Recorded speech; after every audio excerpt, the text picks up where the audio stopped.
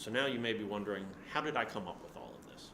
How did I come up with my steps? How did I decide what were my core values? How did I decide what are my playing standards? Well, that goes again back to experience. Everybody played, if you were a coach, you played on a team. And you realized what was successful and what spoke to you and how a coach treated you and what type of coach you wanted to be. So a lot of this came from my personal experience. From when I played, what were the things that helped me be successful? So I pulled out some of those character traits. To things I learned from coaches that they instilled and why they had successful teams. But then it can't stop there, because you're only going to have so much experience, and there's so much outside of your personal experience that can help you. I read constantly. I think one of the biggest things that a coach has to understand is they don't know it all.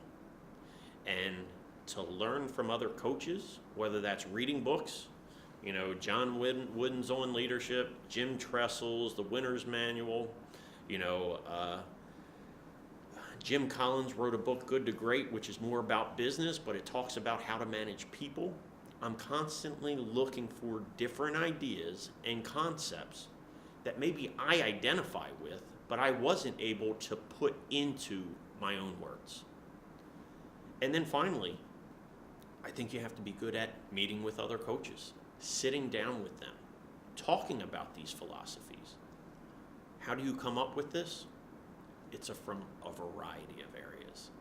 It doesn't have to just be your own personal ideas. Be willing to talk, to share, to read, to learn from others, and then take pieces that you identify with and put those pieces together to construct your coaching philosophy. How to get your message to stick.